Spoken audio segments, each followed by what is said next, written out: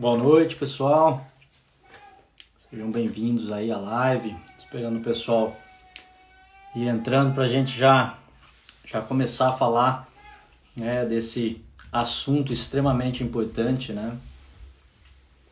E que está em pauta nesse mês de setembro aí, né, com o nome que foi dado, que é o Setembro Amarelo, mas é um assunto extremamente importante, que é o suicídio, né? Enfim, para a gente falar disso, vamos falar de uma série de coisas que levam a isso, né? Então vamos só esperando um pouquinho mais o pessoal entrando. Boa noite.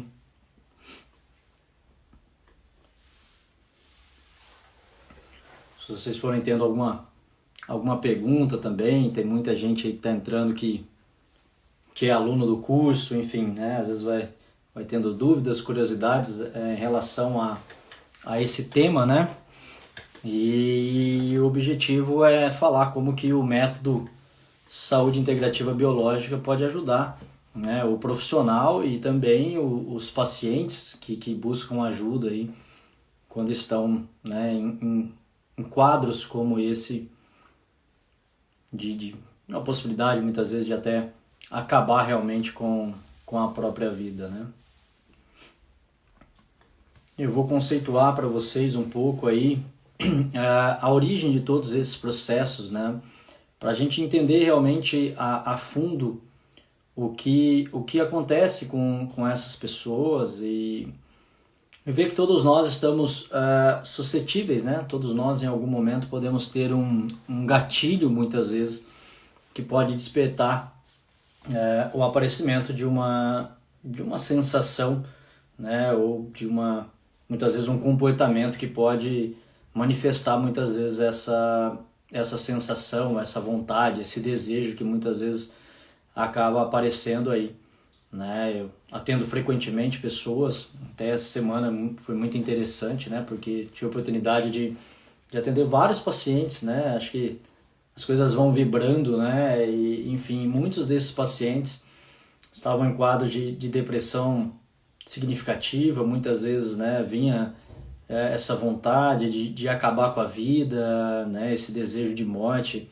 que é algo interessante, né, você poder imaginar que uma pessoa quer acabar com a própria vida, né, e a gente vai entender ao longo dessa nossa live aí, por que essas coisas acontecem, né. Eu acho que sempre o ponto fundamental para a gente poder compreender a origem de tudo, né? Por mais que a gente estude, enfim, conheça várias filosofias, eu acho que todas levam para um mesmo local, né? Que é a origem, né? Essa origem, ela está na nossa infância, né? Eu acho que a base ali do contexto familiar, e eu gosto sempre de deixar muito claro em tudo que eu falo quando eu vou falar de família, do que a gente traz, né? É a gente deixar claro que não existe o conceito de culpado, né? Não há culpados, não há vítima e não há bandido, né? É uma história em que cada um está buscando, sem dúvida nenhuma, fazer o seu melhor. Porém, todos trazem, né, de alguma forma, a sua própria dor, né? Eu gosto de dizer que eu tenho a certeza que eu sou o melhor pai que posso, porém também tenho que ter a certeza que não sou o melhor pai para os meus filhos. Eventualmente eu acabo colocando neles, ou projetando neles as minhas próprias dores, ou as minhas próprias verdades, as minhas próprias crenças, né?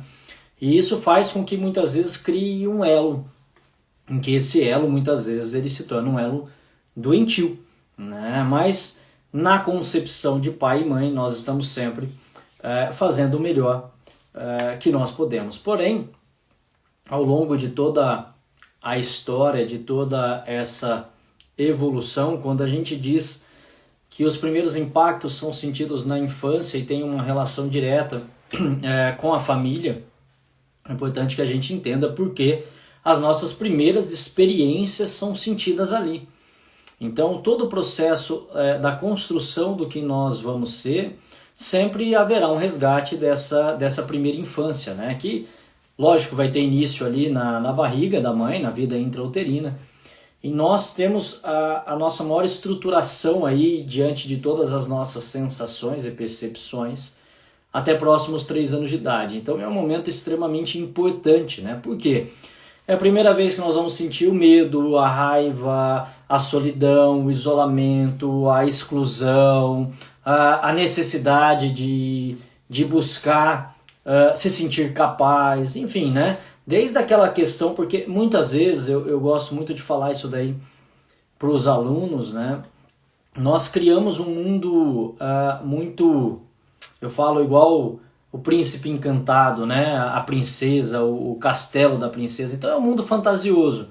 Então a gente também trouxe essa visão para as questões psíquicas comportamentais. A gente trouxe essa ideia do mundo muito emocional, em que as coisas precisam ter sempre algo emocional ou psicológico para poder justificar as coisas. Mas não é assim. A nossa primeira construção, das nossas primeiras sensações, elas estão muito mais próximas de um sentir animal do que um sentir humano.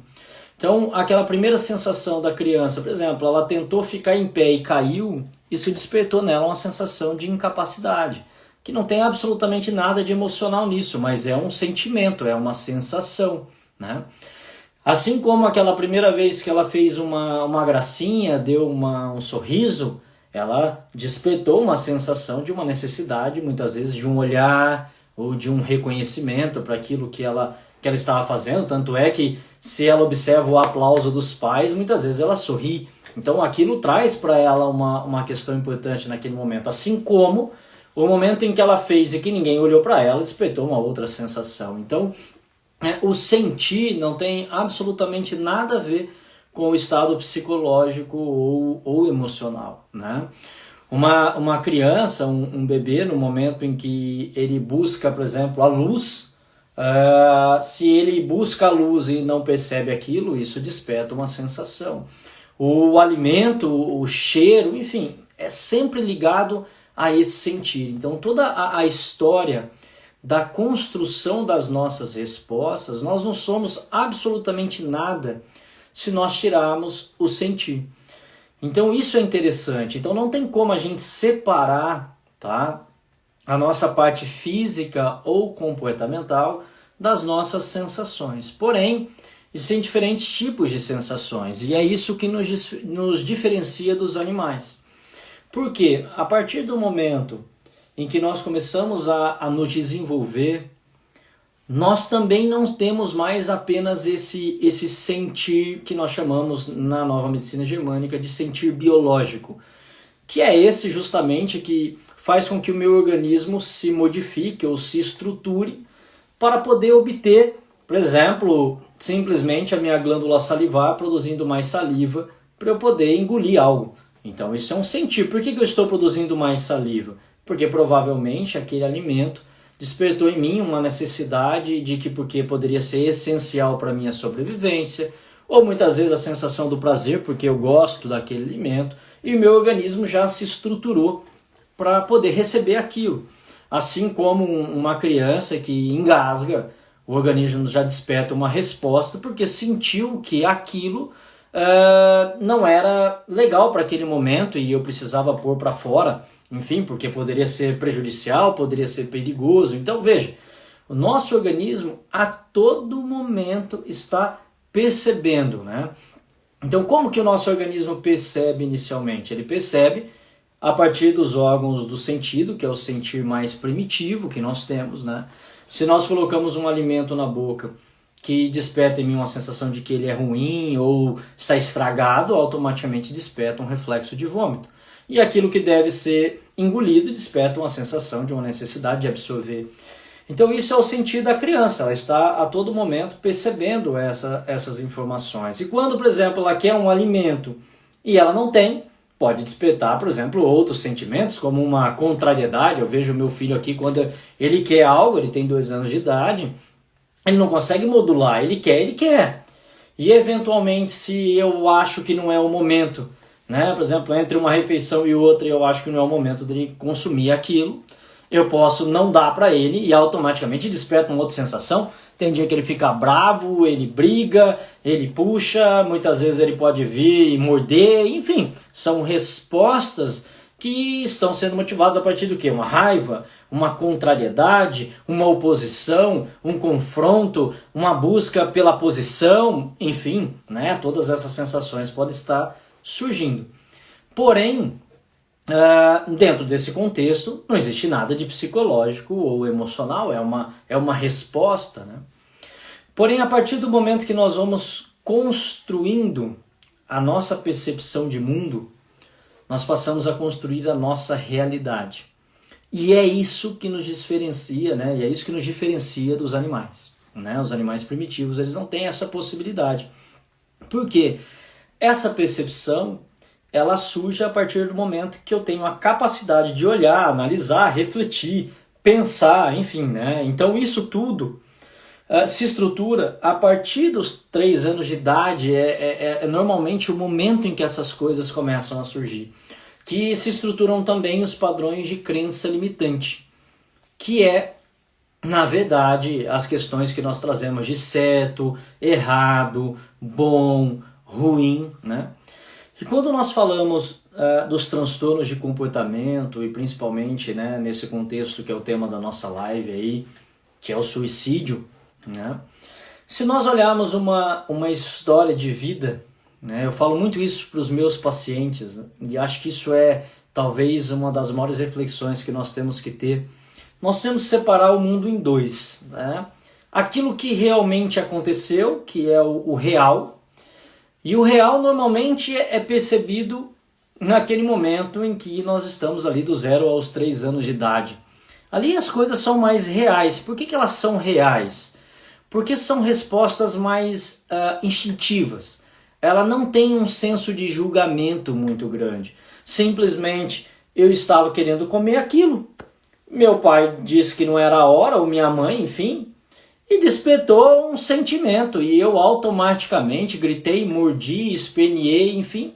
Aquela criança estava andando lá no shopping, ela olhou e desejou aquilo, e você não deu, por N motivos, que aí só você sabe, e automaticamente ela pulou no chão do shopping e começou a aprontar aquele escândalo. Enfim, mas não há um senso de julgamento naquele momento. Por quê? Porque não dá tempo dela analisar, perceber e dizer, olha, meu pai é chato, porque o meu pai não quer me dar, porque o meu pai não me ama, porque... Não, assim como o espinho do peixe que entalou na garganta e já despertou o reflexo para você tossir ou vomitar, é exatamente o que acontece naquele momento, né? Então as coisas são mais reais. E talvez elas são até mais fáceis de serem resolvidas. Porque automaticamente, se eu mudo o foco, e eu vejo isso, e todos que são pai e mãe veem isso acontecer, se automaticamente eu crio uma condição que ela se torna mais interessante, aquele choro cessa naquele minuto. É impressionante isso acontecer. Por quê? Porque automaticamente eu criei um mecanismo em que houve uma solução real para aquilo. O que foi a solução real? Eu estava focado nisso, automaticamente você mudou e eu passei a focar naquilo e acabou. Então não há um senso nesse momento de passado e futuro, só há o presente. Eu mudei e acabou a dinâmica. Porém, a partir do momento em que o observador ele também tem a capacidade de julgar e de construir, é nesse momento que talvez se estruturam os maiores infernos da sua vida. Que não está pautado no que realmente aconteceu, mas está pautado na história que você pôde contar e que você observou daquele momento, né? Então, é onde o que eu gosto muito do conceito da física quântica, que diz que a realidade nesse momento, ela passou a ser construída a partir do olhar do observador. O que isso quer dizer? Quer dizer que automaticamente a sua percepção diante daquela história construiu a realidade, e a partir daquela realidade isso se torna uma verdade. E como o subconsciente, que é quem governa todos esses processos, não consegue diferenciar o real do imaginário, a partir do momento que aquilo foi estruturado como uma realidade, passa a ser uma verdade, né? É o que a gente diz, que muitas vezes uma mentira contada várias vezes, com certeza, passará a se tornar uma verdade. Isso não tem como, né? Isso é extremamente interessante. Então não há mais a dissociação entre o que é real e o que não é real. E grande parte das doenças, sejam físicas ou comportamentais, elas estão estruturadas a partir disso. Eu gosto de uma frase, e eu uso muito isso com os meus pacientes, e serve muito para qualquer coisa que você vá observar, né? Eu falo assim, nunca acredite em quem tem certeza absoluta. Assim como na sua vida, quando você automaticamente tem certeza de que todo o seu problema é fruto daquilo ali, sempre duvide. Porque durante anos da minha prática, da minha experiência clínica, trabalhando diretamente com pessoas e compartilhando esse conhecimento com outros profissionais, né? O que eu posso ver é o que nós chamamos de efeito hipnótico. Isso é extremamente importante. Muito do que você não consegue evoluir na sua vida, ou a impossibilidade que você tem de muitas vezes se curar, está ligado àquela hipnose, aquilo que te hipnotizou, naquela certeza que você tem de que todo o problema da sua vida é fruto daquilo ali. É da certeza que você tem que o seu pai e a sua mãe não te deram aquilo que você precisava. É da certeza que você tem que a sua mãe nunca te amou e que provavelmente amou mais o seu irmão ou a sua irmã. É da certeza que você tem que o seu pai protegeu mais a sua irmã do que você, ou o contrário. É da certeza que você tem que você é a queridinha do papai, né? Então, grande parte de todo esse processo que vai ser construído é a partir das certezas que você tem. Sejam elas sentidas ou vistas como positivo ou como negativo. Por quê? O positivo e o negativo é simplesmente uma percepção.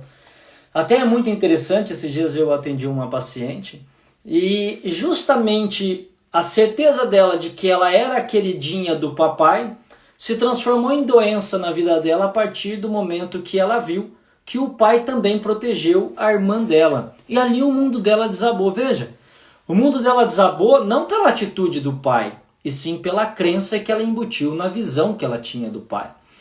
Então, veja que simplesmente a simples mudança a partir de uma atitude fez com que todo aquilo que eu construí desmoronasse naquele momento. Então, o bom e o ruim, eles são talvez as duas faces de uma mesma moeda. Não precisa ser uma moeda diferente, basta você virar o lado, né?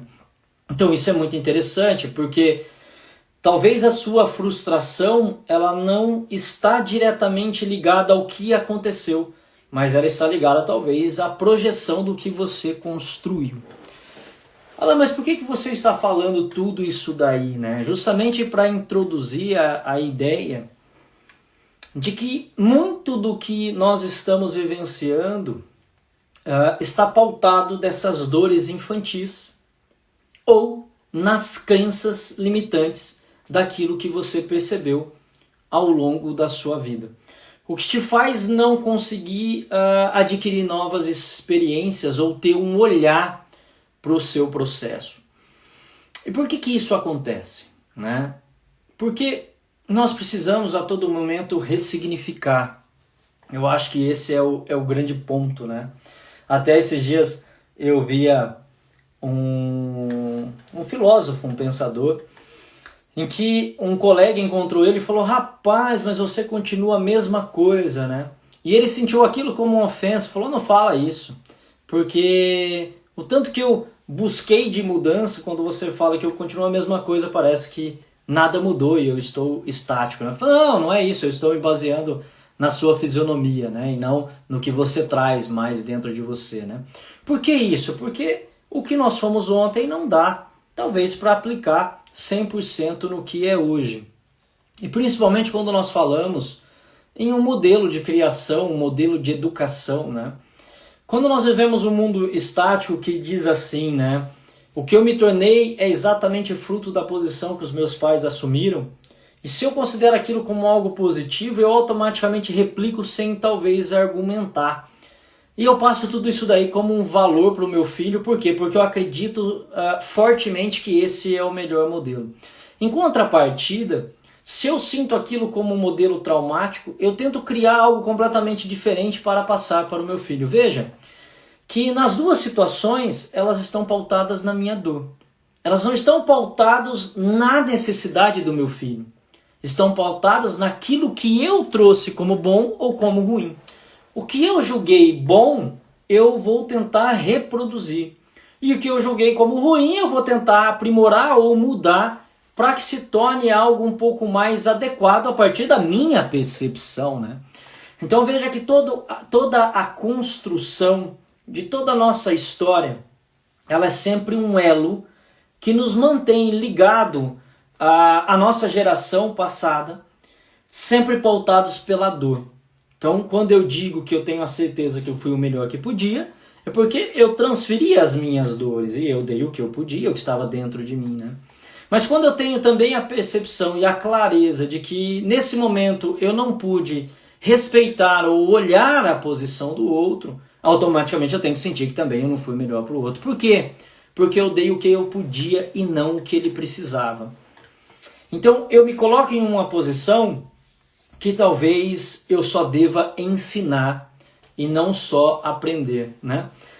E eu acho muito legal, eu nunca gosto de ter a ideia de que existe uma única verdade, então a partir disso nós estamos aqui para evoluir, aprender e simplesmente desconstruir padrões para construir outros padrões, né? E todos trazem alguma experiência, né? E eu não posso evoluir a partir do momento que eu julgo ou critico a experiência do outro, acreditando que a minha experiência ou a minha verdade ela é melhor, né? E esses dias eu estava atendendo uma paciente e veja como é fascinante, né? E ela é espírita e ela começou a conversar comigo sobre isso e automaticamente eu entrei nessa questão da posição do pai, do filho e todo esse processo, né? E ela trouxe uma visão dela diante de tudo isso daí e eu achei extremamente interessante, porque ela disse assim, né? E por que não aprender com uma criança e por que não aprender com o filho? Quem disse que talvez ele não seja uma alma mais evoluída do que a sua? Então aquilo entrou em mim, eu depois comentei com minha esposa, falei, nossa, apareceu aquela flecha que vem no peito, né? E quem disse que talvez eu realmente seja mais evoluído, porque talvez tenha mais experiência, alguns cabelos brancos, enfim, né? Então por que talvez a gente constrói essa ideia em que você assume uma posição autoritária, né? E quantas vezes muitos de nós ouvimos a ideia de que mas por que é assim? É assim porque eu estou dizendo que é assim. Por que talvez eu tirei um 10 e fui compartilhar e alguém disse isso é só a sua obrigação? Porque você só faz isso, né? Então isso é interessante. Quando de nós, né? Quando você talvez tentou mostrar algo que estava dentro de você e os seus pais disseram, não, isso é errado. E quando você talvez fez algo que dentro de você não foi legal, mas para os seus pais foi lindo, maravilhoso, e eles aplaudiram, só que para você aquilo não trazia aquela sensação. Então veja como é incoerente os processos, porque talvez algo que para você era fascinante não foi visto assim, e algo que para você era frustrante foi exaltado, né? E por que essas coisas aconteceram? Porque os pais eram ruins? Não. É porque simplesmente eles não estavam olhando para você. Eles estavam simplesmente projetando o senso de bom e ruim, de certo e errado, né? Então, esse modelo, ele tem uma série de coisas positivas, mas nós temos que olhar, né? Então, muito do que está acontecendo, e hoje nós vivemos uma geração doente, tá? Doente fisicamente e doente psiquicamente, enfim, talvez é o que mais precisa de ajuda, talvez seja essa geração, porque ela é uma geração que ela não consegue lidar com as frustrações, é uma geração que não foi feita para pensar, para refletir e simplesmente para executar, é uma geração praticamente técnica, né? Que simplesmente ela acha culpados e responsáveis e está sempre em uma posição de vítima. E por isso que naquele momento em que o namoradinho não deu mais atenção, aquela menina entra no estado deprimido e quer acabar com a vida. Assim como aquele menino que competiu com outro e perdeu, ele também quer acabar com a própria vida, né? E o ato de acabar com a própria vida não é acabar com a vida.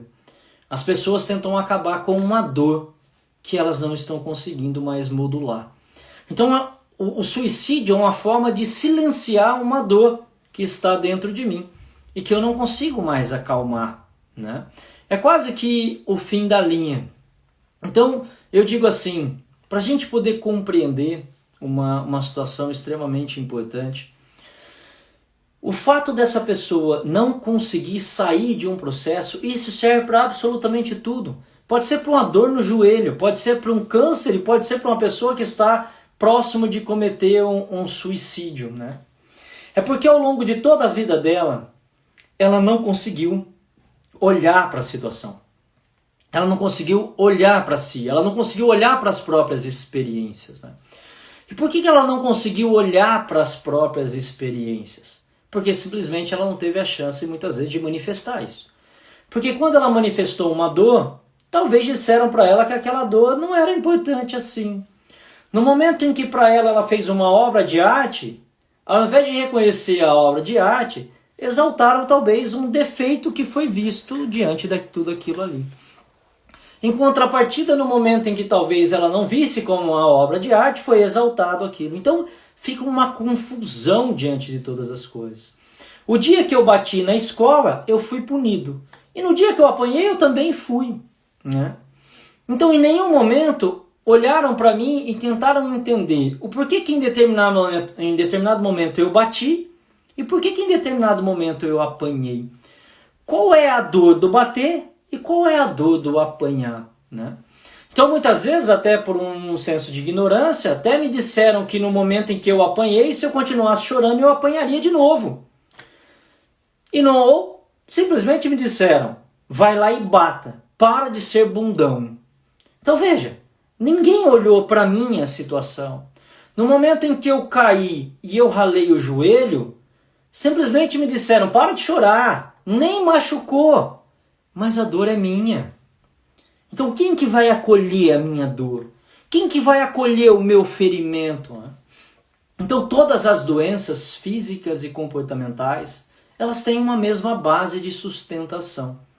E entenda, e eu gosto sempre de deixar isso claro, não foi porque quiseram fazer isso com você. É porque simplesmente dentro desse contexto que nos amarra, nós estamos eventualmente preocupados apenas com a nossa própria dor. Ninguém está preocupado com você.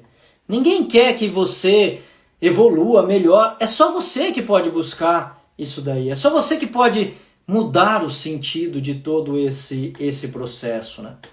Mas você só pode mudar se você conseguir olhar para esse processo.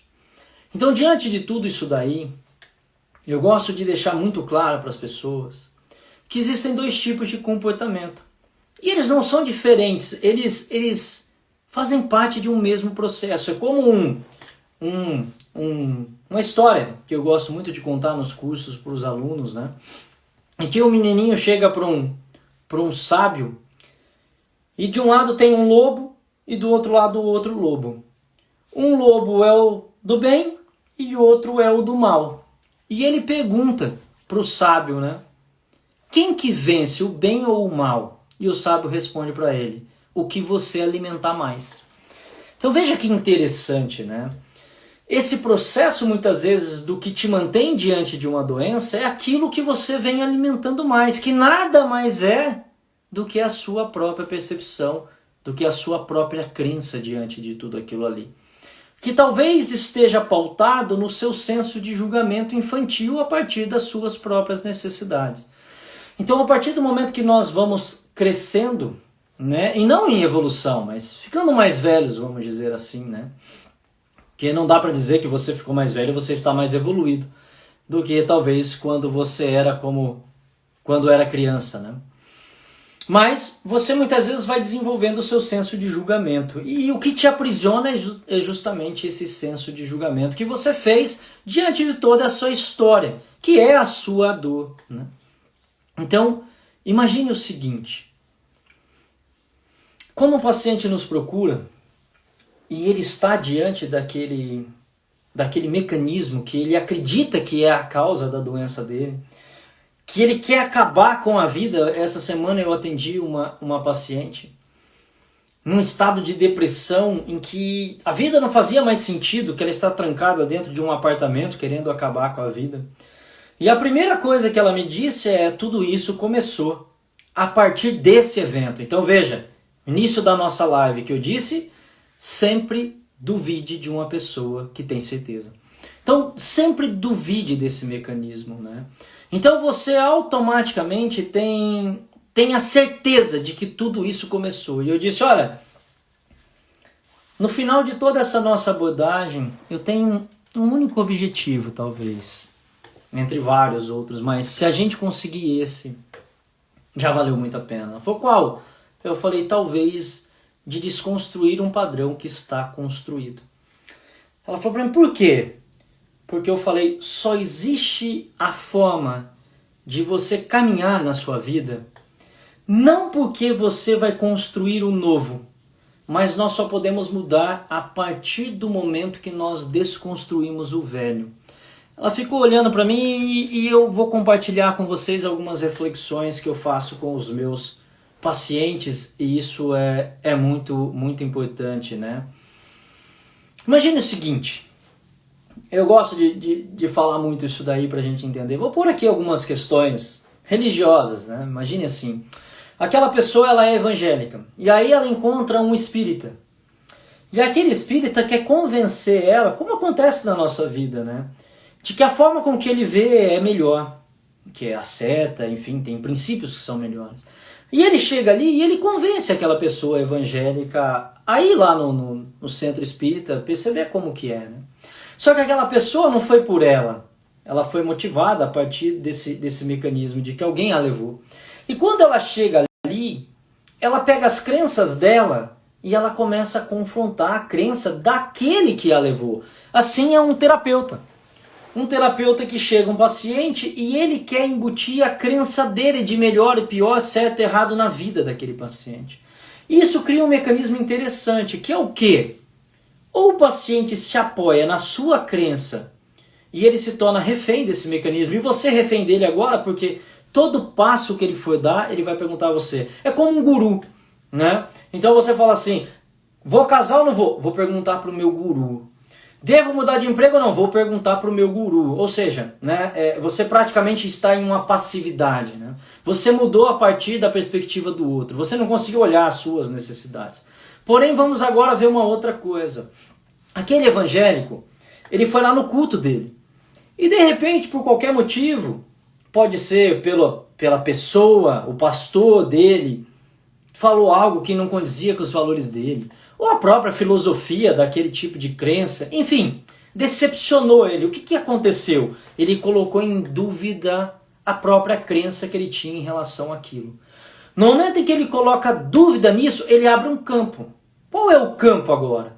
O campo para que ele possa ir buscar algo que preencha ou justifique aquilo que ele busca. Pronto. Não há mais agora um senso de convencimento, é um senso de necessidade. Assim como aquele cara que é drogado e a família vai lá e interna ele. Eu nunca vi ninguém mudar nesse sentido. Por quê? Porque é a família que está buscando socorro e não ele. Então automaticamente esse é um processo pesado, né? Pouco transformador, muito punitivo. Diferente do momento em que ele chega lá e fala: eu preciso me internar. E por que vocês precisam se internar? Porque a minha vida perdeu sentido, ou porque eu estou perdendo a minha família, enfim, se eu estou perdendo a minha dignidade, pronto. Você abre um campo. Você abre um campo porque você colocou dúvida na sua própria crença. E todo o processo precisa ser feito dessa forma. Então, a pessoa, ela precisa primeiro acolher a própria dor. Quando nós fazemos um trabalho, o que muitas vezes os profissionais querem fazer? Eles querem tirar a pessoa dessa dor e levar ela para um outro lugar. Isso não funciona. É como um vício. Eu não deixei de ser viciado, eu só mudei o vício. Mas o mecanismo, ele é o mesmo mecanismo patológico. Só que antes eu era viciado em cocaína, agora eu sou viciado em esporte. Tudo bem, você pode talvez, mas é mais saudável. O vício em esporte não é saudável. Isso é interessante. Assim como o vício em cocaína não é saudável. Nenhum vício é saudável, porque o vício, ele na verdade está acalmando ou silenciando uma dor infantil. Então, é importante você inicialmente acolher essa dor. Então, quando você gera o acolhimento, você automaticamente traz a percepção para si. E não faz a transferência e nem busca um outro estado. Você entende que aquele é o melhor estado. É o melhor estado que você poderia estar naquele momento. E que sentir dor faz parte do processo. Assim como você vai na academia e pega peso e no outro dia dói. Não tem como isso não acontecer. Só que você sabe que depois você vai ficar mais forte. Então, a dor, ela faz parte do processo. Então, como isso nunca foi mostrado para você, você não aprendeu a olhar para esses processos. E como você não aprendeu a olhar para a dor, e nunca ninguém olhou para a sua dor, no momento em que você não suporta mais, você quer silenciar aquela dor. E é por isso que a pessoa acaba com a vida. Ela acaba com a vida porque ela não aprendeu a olhar para todo esse processo. Sendo assim, uma pessoa que se suicida aos 50 anos de idade, ela não está acabando com a vida de uma pessoa de 50 anos. Ela está acabando com a dor infantil de uma pessoa de 50 anos. Quando um adolescente acaba com a vida, ele não está acabando com a sua adolescência. Ele está silenciando aquela dor infantil que nunca foi olhada e nunca foi cuidada. E por que isso? Porque nós, como adultos, não conseguimos acolher a criança. E uma vez que eu não consigo acolher a criança, eu não dou a chance dela se tornar adulta. Mas Alan, ser adulto não é ter maioridade? Não. Você pode ter 100 anos de vida e ainda ter comportamentos e dores infantis que não foram acalmadas. Para isso eu vou introduzir um outro conceito, que é o comportamento disfuncional e o comportamento funcional. O que eu quero dizer com isso? Agressividade todos têm. Ansiedade todos nós temos. Depressão todos nós temos. Não tem quem e quem não tem, quem é e quem não é. Não existe isso. Porque isso faz parte de um processo natural adquirido como a resposta do nosso corpo ou do nosso comportamento. Porém, nós temos a ansiedade disfuncional e a ansiedade funcional. Nós temos o medo disfuncional e o medo funcional. Nós temos a agressividade disfuncional e a agressividade funcional. Qual a diferença entre as duas? Tudo que é disfuncional é um comportamento infantil. É uma dor infantil. Sempre o disfuncional ele vai ser reativo. E o funcional é quando nós adquirimos o nosso comportamento adulto que consegue cuidar daquela dor infantil. Então, a ansiedade disfuncional, ela te faz perder o sono. Ela te faz viver o amanhã e não perceber o agora. A ansiedade funcional, ela te faz programar o amanhã para que você possa criar um planejamento. Olha só, o medo disfuncional, ele te paralisa. O medo funcional te faz ser precavido, te faz prestar atenção. Então veja a diferença. Quando ele é disfuncional? Quando ele surge na minha dor infantil. E aí eu não atravesso a rua, como um pânico. Mas quando ele surge no funcional, me dá a chance de olhar para um lado e para o outro da rua e escolher o melhor momento de atravessar. Então, o disfuncional, ele é um mecanismo natural de sobrevivência. Ele independe da minha escolha. Ele é simplesmente reativo. O funcional, ele depende 100% da minha escolha. Por isso que somente adultos conseguem cuidar da dor infantil. Então não adianta eu querer resolver o problema de alguém, seja físico ou comportamental. O primeiro mecanismo é eu levar essa pessoa na construção do adulto. Então, automaticamente, nós não estamos falando de ter ou não ter. Todos nós temos senso de competitividade. Isso faz parte da natureza. O animal também tem isso daí. Só que essa minha competitividade de forma funcional me faz crescer, de forma disfuncional me faz adoecer. De forma disfuncional, eu posso estar no meu piloto automático, trabalhando, conquistando, mas não desfrutando daquilo. De forma funcional, eu entendo qual é o meu papel e qual é o benefício daquilo. E eu utilizo a meu favor e da minha família. Então isso é interessante. Então o adulto, ele tem a possibilidade de escolher viver. E a criança só tem a chance de sobreviver. E o suicídio, apesar de tudo, ele é um mecanismo de sobrevivência. Olha que loucura, né? É muito interessante isso daí. Ele é um mecanismo de sobrevivência. Ele não é um mecanismo para acabar com a vida. Isso não existe. Por que não existe isso? Porque sempre, todo o nosso mecanismo é para manter a sobrevivência. Nenhuma doença até hoje, seja física ou comportamental, ela foi estruturada para acabar com a vida. Não existe isso. Nós sempre lutamos no sentido da sobrevivência. Acabar com a dor é um ato de sobrevivência, né? E por que isso aconteceu? Porque essa pessoa não foi treinada a fazer escolhas de viver. Então nós não demos a chance dele se estruturar como um adulto.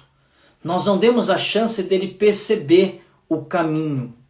Nós não demos a chance dele olhar para o processo. E todas as coisas na vida, e eu vou fazer uma nova comparação, né, uma analogia para vocês entenderem como são as coisas. E somente os adultos podem fazer isso daí, né? Então imagine o seguinte, todos nós temos um objetivo. O objetivo faz parte da vida, é uma construção. Um animal também tem. Há uma meta, há um foco, né?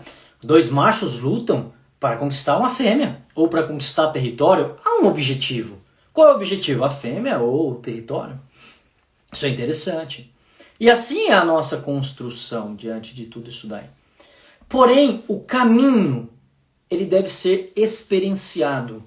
E é isso que as pessoas não conseguiram entender ou não conseguiram olhar. Imagine o seguinte. Você pega uma pessoa e o objetivo dela é escalar o Everest. Chegar no topo.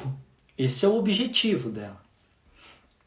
Só que se eu pegar aqui qualquer pessoa que faz escalada, eu poderia chegar para ela e falar assim, mas se o seu objetivo é chegar no topo do Everest, então vamos pegar esse avião e vamos descer no topo do Everest. Você chegou no topo do Everest. E todo alpinista vai dizer assim, não, de jeito nenhum. Mas então o seu objetivo não é chegar no topo do Everest, é ter a experiência. Então há uma construção disso daí. E se no meio do caminho ele não conseguir perceber essa experiência, ele jamais vai chegar no topo do Everest. Porque o organismo dele não vai proporcionar isso a ele. Ele vai fadigar, vai pesar, vai cansar. Tem hora que ele vai sentir que não vai chegar e automaticamente ele vai parar. Por quê? Porque ele simplesmente percebeu o objetivo. Ele não conseguiu sentir a experiência. E para tudo na vida ela é assim. Se eu tenho um objetivo, mas eu não consegui sentir a experiência, quando eu chego no objetivo, automaticamente o meu passo agora é um novo objetivo. É por isso que surgem as compulsões de todas as formas. Por quê? Porque não houve uma experiência. Porém, se houve uma experiência, quando esse alpinista ele chega no topo do Everest, ele vai comemorar porque ele chegou no topo do Everest. Mas ao mesmo tempo ele vai dizer, mas já acabou, eu já cheguei ao topo do Everest. Por quê? Porque automaticamente ele construiu uma experiência. Então isso traz uma sensação. E quando nós não conseguimos construir essa experiência, simplesmente ela está pautada naquela dor, naquele objetivo, naquela situação. Então se eu apanhei, não me deram a chance de olhar para a experiência, apenas para a dor do apanhar. Não conseguiram fazer com que eu pudesse olhar para a minha atitude. Talvez a cobra tenha me atacado, não porque ela quis me atacar, mas porque eu gerei um gesto que foi sentido para ela como uma ameaça. E ela, como não consegue modular porque é um animal, ela simplesmente se tornou reativa. Então, se eu tivesse olhado para esse mecanismo, talvez eu tivesse tido a possibilidade naquele momento de não sentir apenas a dor da picada da cobra, mas também criar uma experiência para que eu pudesse olhar e criar uma nova possibilidade, para que em uma outra ocasião, a partir dessa sensação, eu pudesse modificar talvez o meu gesto.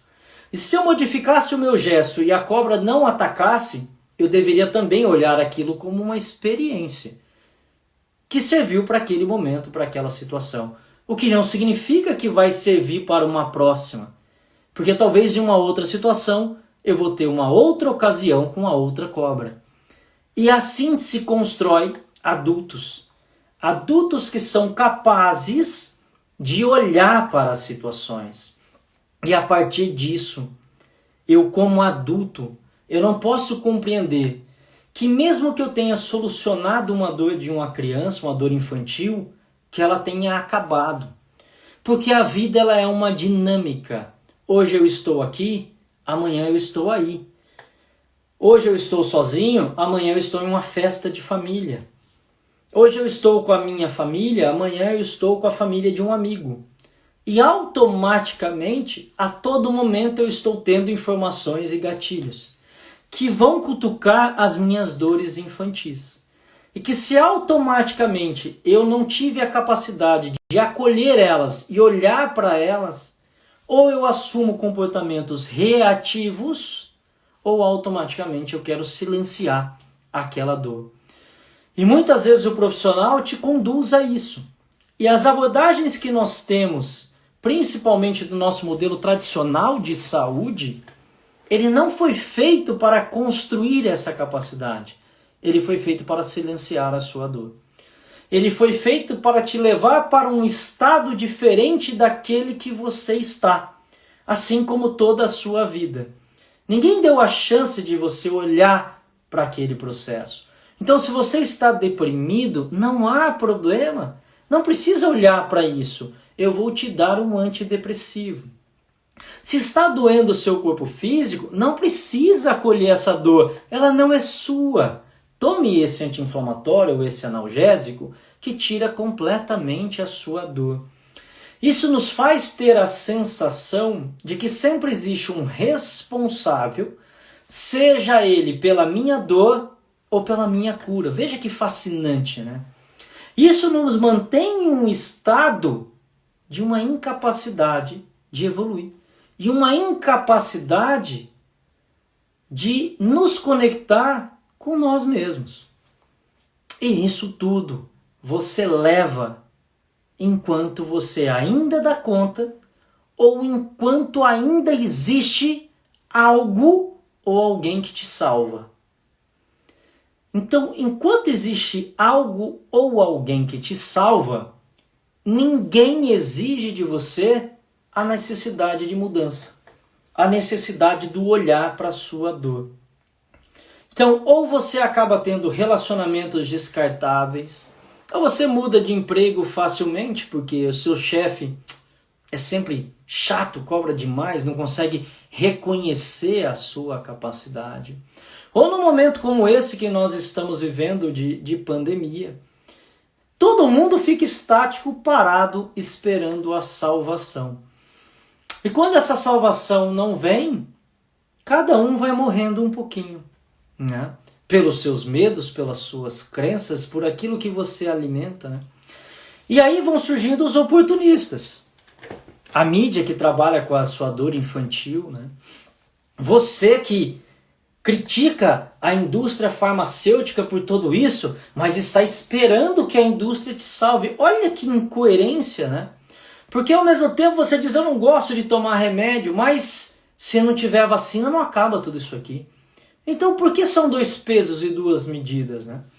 Por que você é resistente ao antidepressivo, mas não é resistente à vacina? Né? Por que você é resistente ao anti-inflamatório, mas você não é resistente à Ritalina, ao Rivotril, né? Então isso é muito interessante. Então veja, Tudo está pautado em um padrão da sua dor, da sua crença limitante. Quando automaticamente você percebe que aquilo não vai te salvar, você rejeita. Mas quando a sua dor é muito importante, você automaticamente acolhe, né? E você vai dando combustível para aqueles que se alimentam do seu próprio efeito hipnótico. Lembra que eu disse lá no começo da nossa live, né? O grande objetivo da nossa vida é romper com as nossas hipnoses.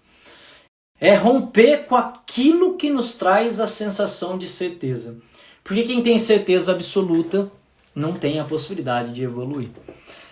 Assim como você pode dizer que é o que eu chamo de efeito manada.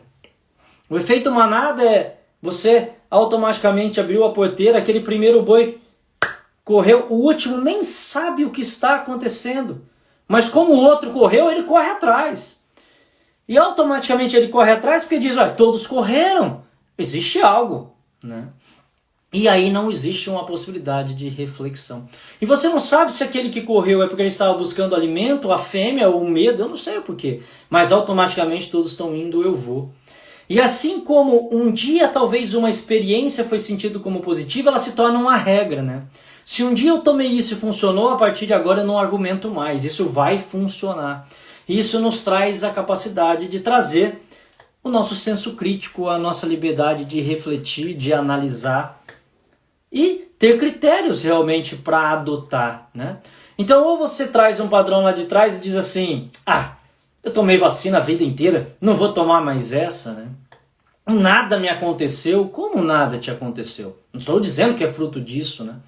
Mas você é totalmente doente no seu nível comportamental, você tem dores, você tem inflamação, você tem uma gastrite, você tem uma hernia de disco, você tem déficit de atenção, você tem hiperatividade, você tem agressividade, você é intolerante.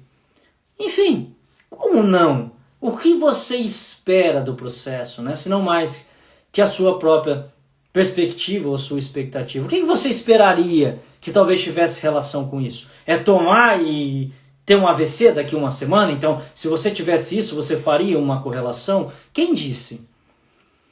Quem disse que talvez o que você está escolhendo hoje não se manifeste daqui 20, 30 anos? Qual o parâmetro? Quem observou isso daí, né? Então, talvez você precisa adquirir critérios. Só que os critérios só existem a partir do momento em que você põe dúvida naquilo que você acreditava. Só que você só coloca dúvida no que você acreditava quando você busca ser adulto.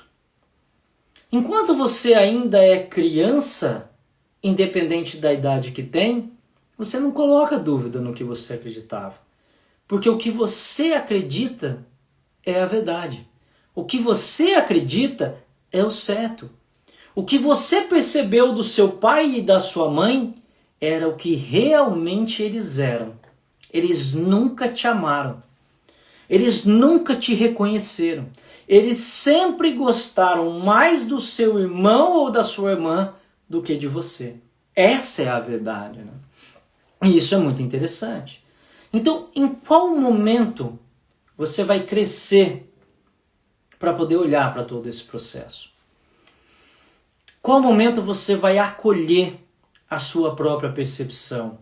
Em qual momento você vai acolher a sua própria dor? Em qual momento você vai duvidar da sua certeza? Então, se as pessoas não tiverem a possibilidade de adquirir isso daí, nós vamos viver situações cada vez mais severas. Não é o crescimento de uma ou outra doença, é o crescimento de uma doença sistêmica. Elas vão mudando de nome. Você pode chamar de câncer, você pode chamar de depressão, de ansiedade, de esquizofrenia, de autismo, você pode chamar de gastrite, você pode chamar de fibromialgia, você pode chamar de déficit de atenção. Os rótulos pouco me importam. O que importa é o mecanismo. Então, se eu não olhar para o mecanismo e ressignificar muito da forma com que as coisas estão sendo construídas, automaticamente nós vamos permanecer na doença, né?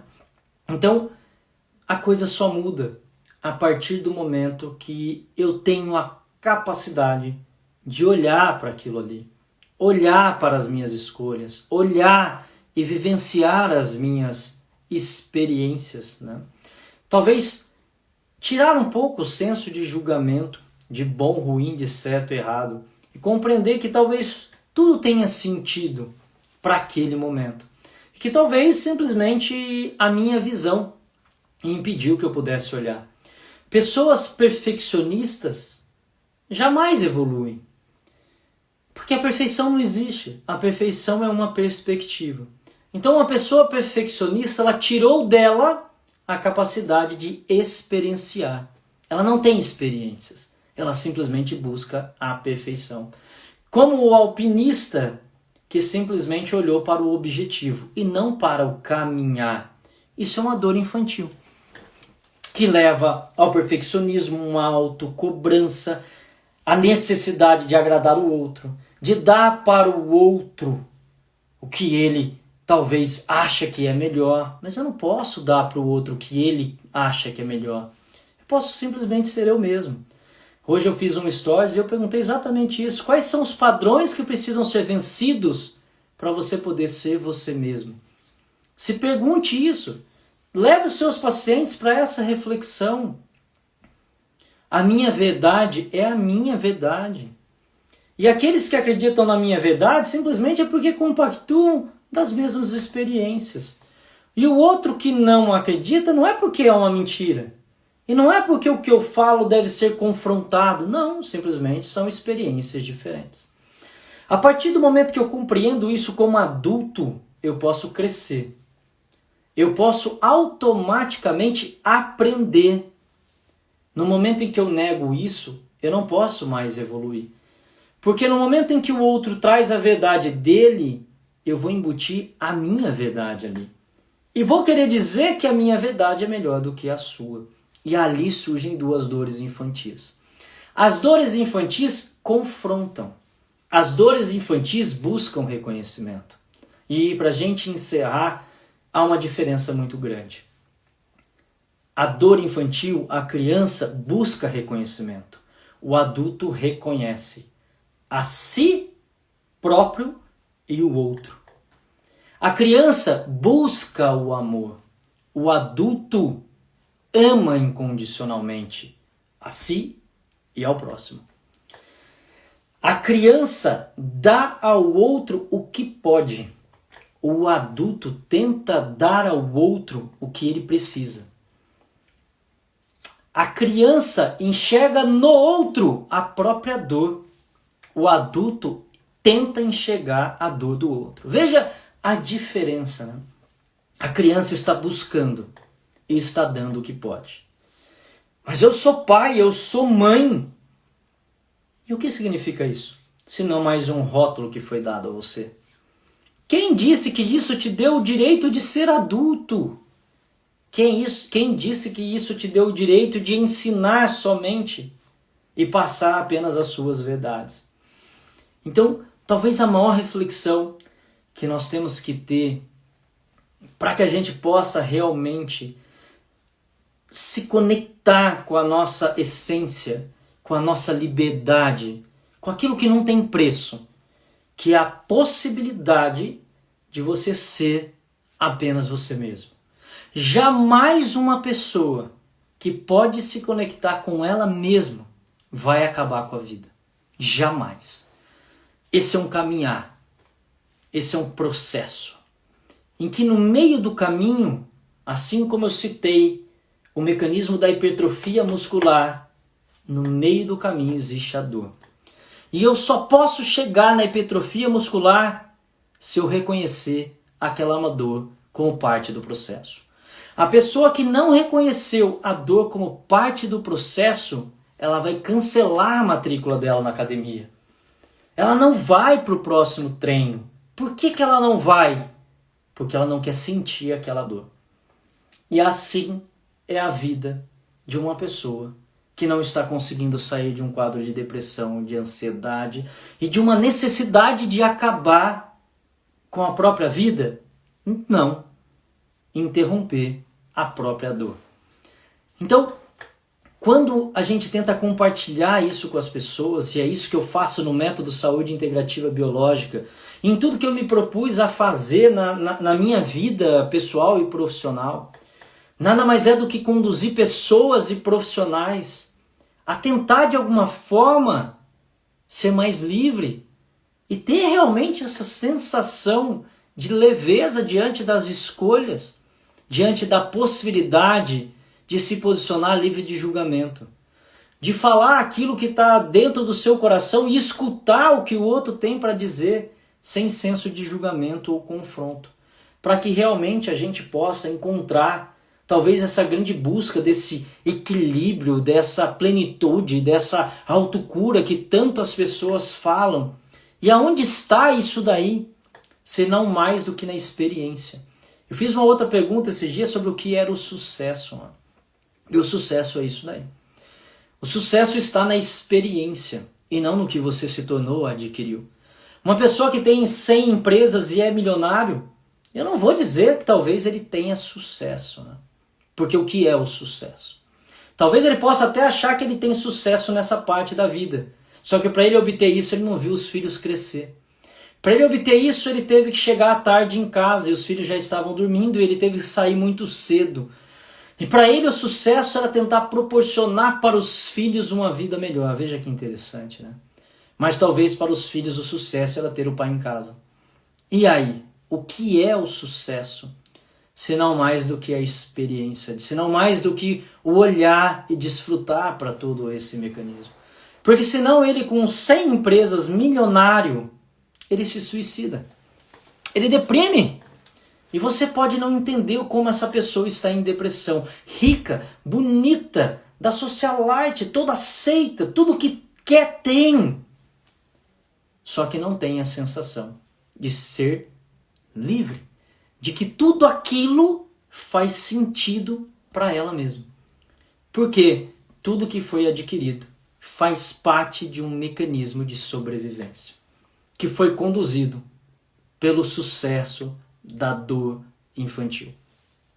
Então, precisamos refletir, né? Precisamos olhar algumas coisas como adulto. Então, todos nós temos a possibilidade de nos tornar, né? De nos tornarmos adulto. E eu gosto muito de dizer para os meus pacientes, é somente nesse momento que você tem a permissão para se curar. Por isso que obter a cura não é algo tão simples assim. Não há uma fórmula mágica. Silenciar um sintoma pode até muitas vezes ser simples. Você tomou muitas vezes um anti-inflamatório uma semana e sua dor foi embora. Você tomou um remédio para enxaqueca e meia hora depois sua enxaqueca foi embora. É fato. Silenciar a sua dor. Mamãe silenciava a dor com água com açúcar. Porque não era a dor, era a busca por acolhimento. Era a busca por confiar em mamãe. Foi isso que acalmou a sua dor. A água com açúcar foi somente o símbolo que proporcionou isso daí.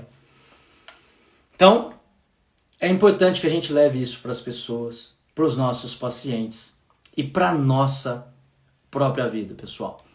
Isso, sem dúvida nenhuma, pode contribuir muito, principalmente com esse tema que nós estamos falando aí, do Setembro Amarelo, mas que serve para muitas outras coisas. E era isso, pessoal. Obrigado aí pelo tempo de vocês, a gente poder, né, ter essa troca. E agora vocês aí devem compartilhar isso daí, levar essas informações, né? E para todos que buscam obter mais conhecimento e que querem realmente mergulhar, existe aí o método Saúde Integrativa Biológica, para que a gente possa realmente olhar a doença e as pessoas de um outro olhar, uma outra perspectiva. Boa noite a todos, muito obrigado e até uma próxima oportunidade.